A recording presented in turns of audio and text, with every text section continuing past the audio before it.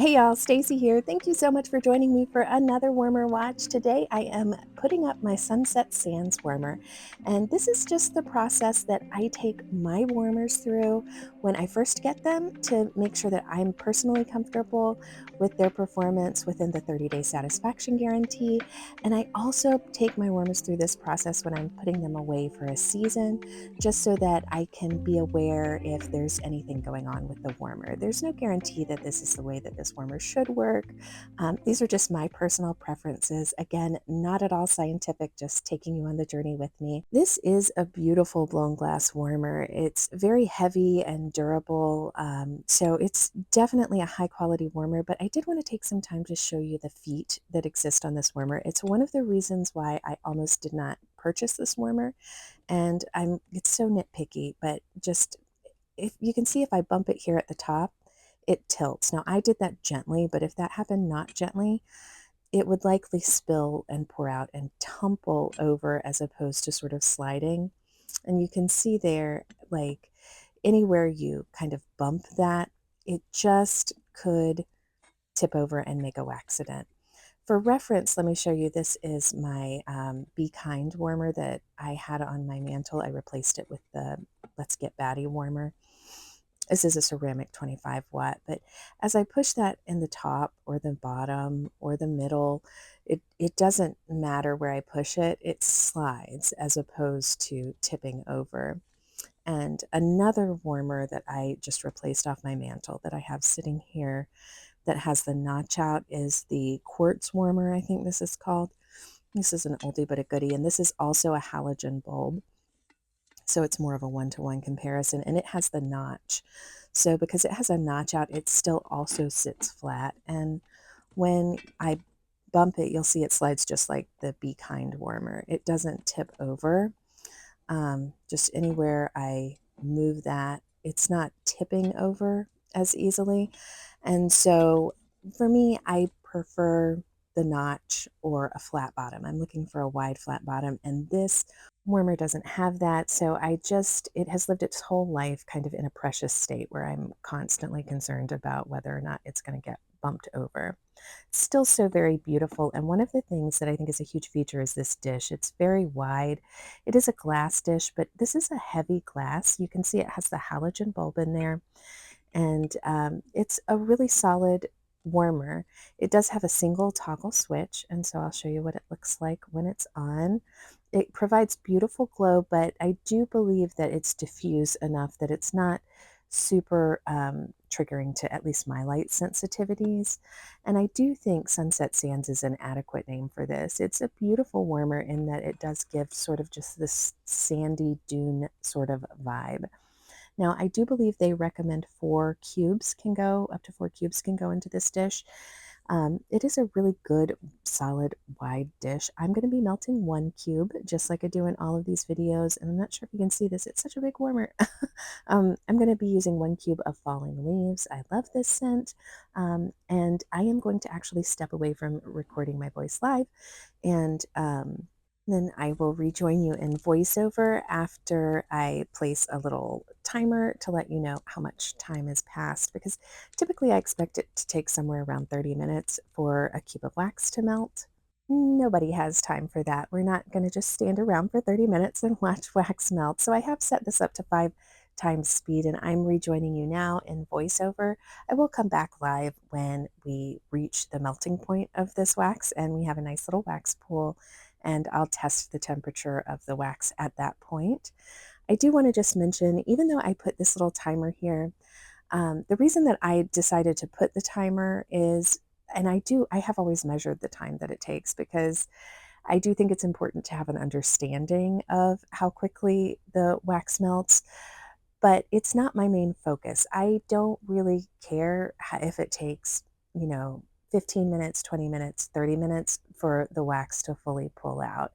What I want to see is consistency. So I like to see a warmer, because I do typically keep my warmers on for about 15 hours a day. I like to see a warmer that gets to its max temperature within that first hour and it stays consistent.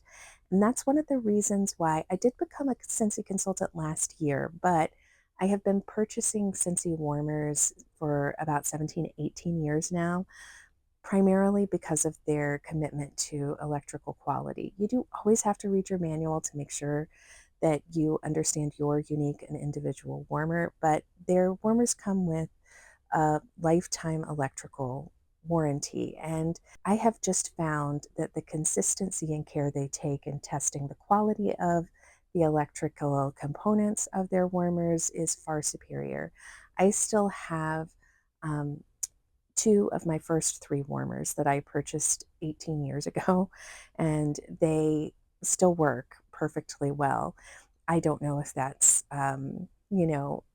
traditional experience, but it's my personal experience. And I haven't experienced that with any other of the older warmers that I have. And the one warmer that I did lose out of my first three, the reason that I lost it was because I bumped it off of the shelf. So it broke, and that's obviously not covered underneath the electrical warranty. And I'm pretty sure that the components probably still worked, as I sadly threw that away.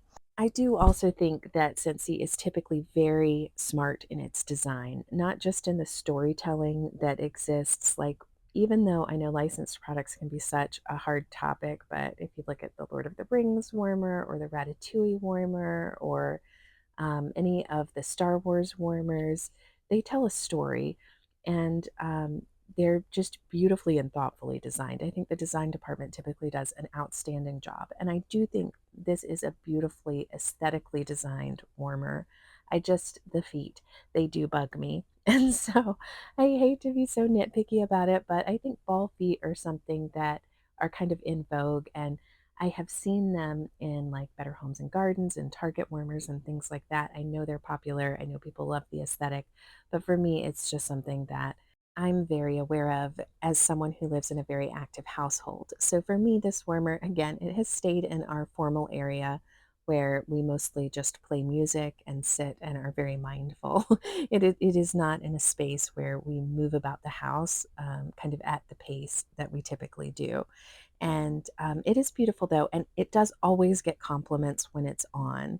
So people do love the aesthetic of this guy, and I will say it is a wonderful performer.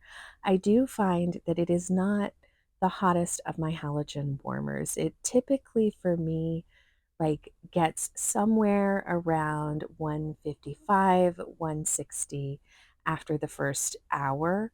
But it's just typically for me, I think like with my C class warmer, I typically get right around 165, and sometimes it will get right up to 170. So it's just a little bit less hot. And I'm not sure if that's the width of the dish or potentially the kind of volume of air that exists around the light bulb right where the warmer dish is.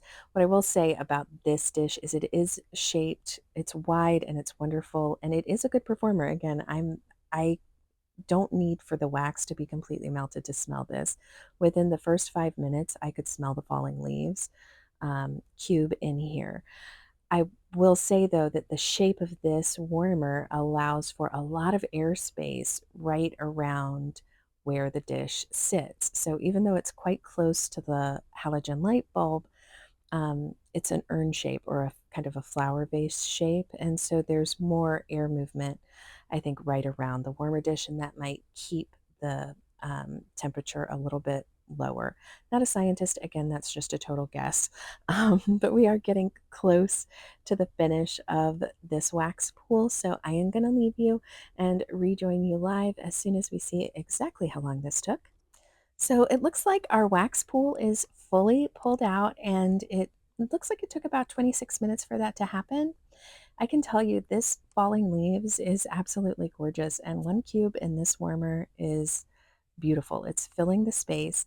I am struggling a little bit because I'm trying to not knock you off the yardstick and get a good measurement. Looks like it's saying right around 147 on average, which seems consistent, but let me just push it back a little bit and retest because I would think that the center might be a little bit hotter than that. Typically, it will get up to, I think, like right around 155, 160 for me. Let me take a look here and see it. that makes more sense to me. So right in the center of that wax pool, it's right at 153, and I think over the next hour that will continue to probably get a little warmer before it kind of levels out. But so this is a really great performer. It gets nice and warm. It's melted all the wax that I've ever put in it, and I did really enjoy having it out for the summer season. I do think it could be a year-round warmer. It's still available in the fall catalog, but for me, I just have to have all the pumpkins. So I'm putting this up for this season, and I'll probably bring it back out next summer. Thank you guys so much for watching. Let me know, do you have this warmer, and what are your thoughts?